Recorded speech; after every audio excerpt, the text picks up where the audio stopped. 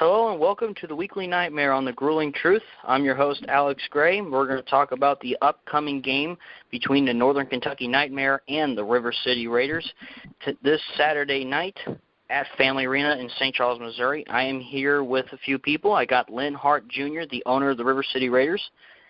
I also have Kyle Hogan, the owner of the Nightmare, and head coach of the Nightmare, Mike Goodpaster.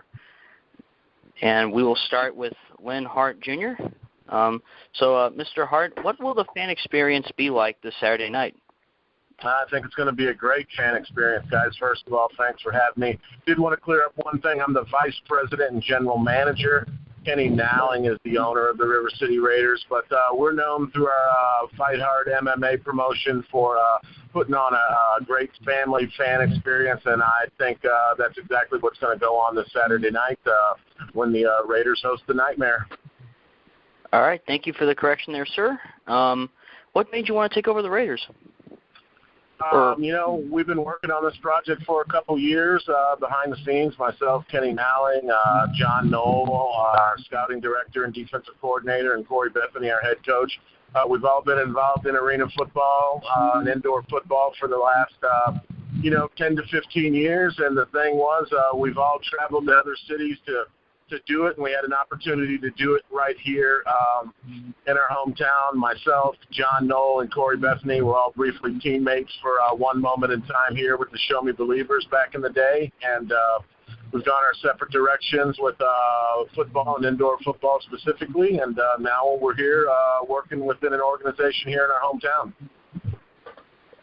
Well, that's very exciting to hear. Here's the big question I want to ask you.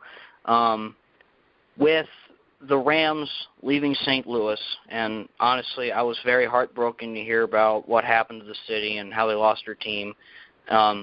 What do you want to say to the people of St. Louis after losing their team?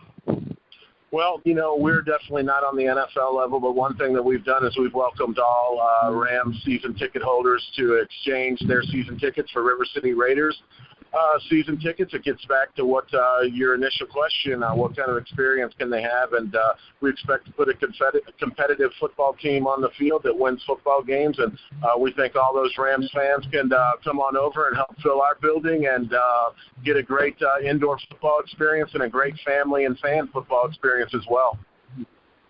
That's really cool. I think that's incredible of what you guys have been able to do over there. All right, we'll switch. Real quickly, it's just been a fun endeavor to be involved with good friends and a lot of great coaches and front office people. And the exciting part is, like I said, 2 years in the making. A lot of people think that we just came on the scene in October, but a lot of planning and thought process has gone into things since August of 2014, and now we're here. Oh, that's amazing to hear. That's pretty awesome. All right, we'll switch over to Kyle Hogan, the owner of the Nightmare. How you doing, Alex? I'm doing fine, sir. I'm doing fine. How about you? Never better. All right. So first question is, what got you to start up the Nightmare? To be honest, it was more of a kind of, peer pressure. They always tell you to, say no to peer pressure. But I had a bunch of players that that have for the years have contacted me about, hey, I want to play for you. Hey, I wanted to play for you in 14. I wanted to play for you in 11. And, after all those guys constantly, talking to me, messaging me, I started to really look into it and see what I could do to make it happen. And, from playing and, coaching, I've kind of seen the good and the bad of indoor football. So I wanted to kind of, throw my hat in there and put my own spin on what I could do and make sure that what I could do was better than some of the experiences I've had before. All right, and what makes you excited about the upcoming season?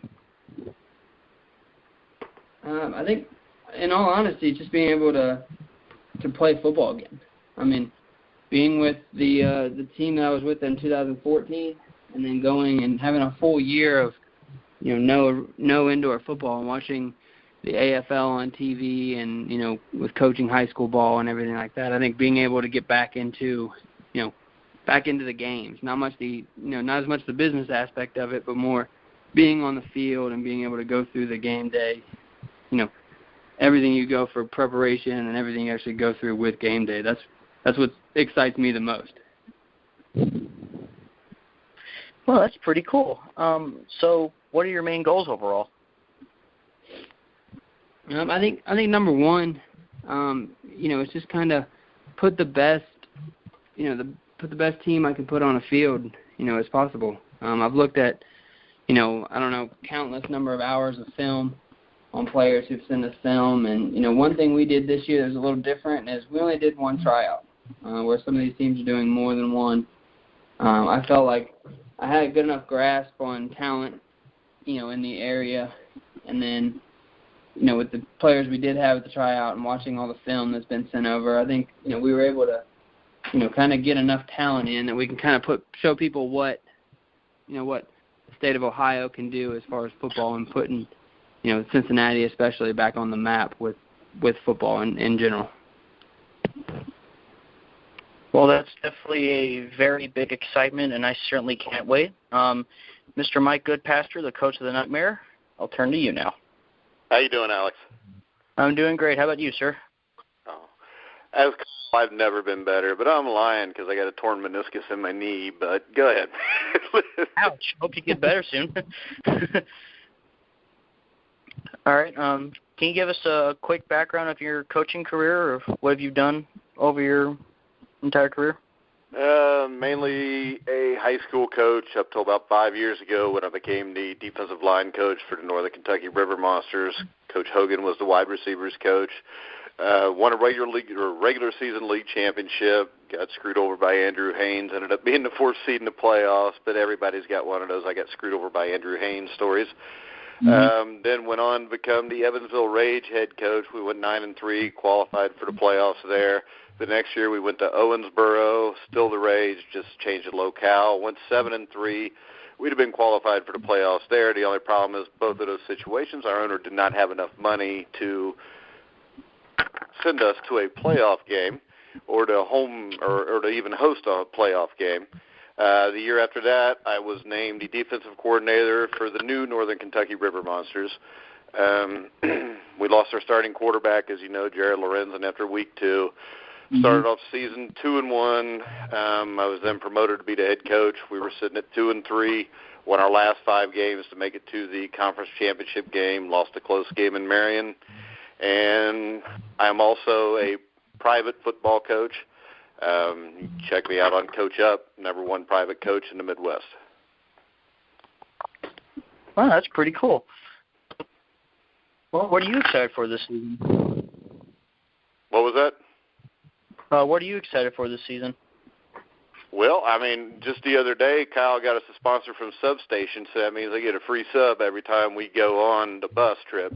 I'm pretty excited about that.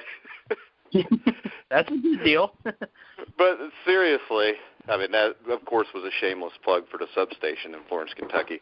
But, I mean, the reason I'm doing this is basically our owners are Leland Bennett, Kyle Hogan. The thing about indoor football is, and anybody listening that knows anything about it knows, there's not a lot of times where you can trust the guys that own an indoor football team. I trust these guys, and that's what makes it exciting for me to play against Lin's team, because I know what kind of organization he's with, and I know Lin's an upstanding guy, and that, to me, is what brought me back. Because there's actually, and if you look at Chicago, Mike Oliver, everybody up there, I know the guys in Western Michigan, these are all people that have their stuff together that I know are going to make it through the season. So I know that we won't have to play any teams that are fly-by-night teams. And like I said, the division of the AIF we're in with those 4 teams, I think, will be quality football. But more importantly, it'll all be good people running those teams. Yeah, definitely. I think we'll definitely see a lot of competition in that division. I'm really excited to see how that all nets out. Let's see. What does the roster look like, if I may ask? Well, it's a piece of paper, numbered 1 through 30, that we haven't finished yet. But I think we're going to be a solid team. I could let Kyle speak about the offense. He's the offensive coordinator also. I'm the defensive coordinator. Defensively, We've got defensive linemen like Luke Scarborough. Luke won't be able to play this week, I don't think. Linebacker, we got Tommy McBride, who played at Tennessee Tech, was a starter there, played with us with the Referred River Monsters for a little bit in 2014. Mm-hmm. We got Keelan Woods, who is a linebacker also. Then in the defensive backfield, I think, is our strength. We've got Ontario Canada Williams, Canada Williams is his last name, correct, Kyle? Yeah.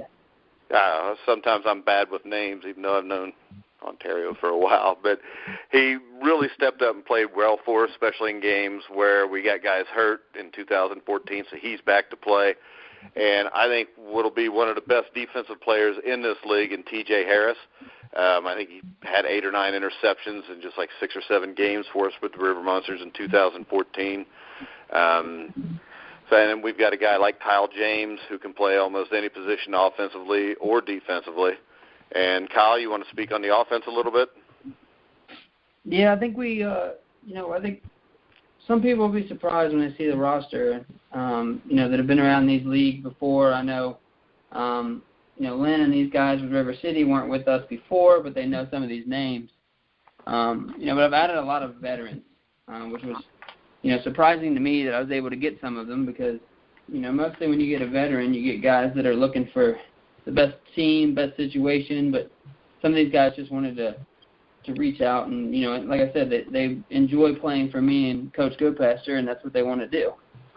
I've got guys, with tons of indoor experience at the receiver position. I've got a wide receiver who played with us in 2014 named Eric Evans. I've got a wide receiver that was 2 guys, actually, that were with the Dayton Sharks, and then one of them actually left the Dayton Sharks and went back to the AFL, where he spent a few years, and he's been with various AFL teams over the years, and Robert Red, and then Derek Shears, the other from Dayton. And then another Cincinnati guy that, has been very important to the Cincinnati area as far as indoor football when it comes to the Cincinnati Commandos, multiple championship games that he played in. He had multiple big games in Nez Mincy. So those guys are all, very important parts of our offense. And then also you throw in the fact that I was able to bring in one of the better offensive linemen I've ever watched film on. And then not only being able to watch film on him, but be able to bring him in and see him in person.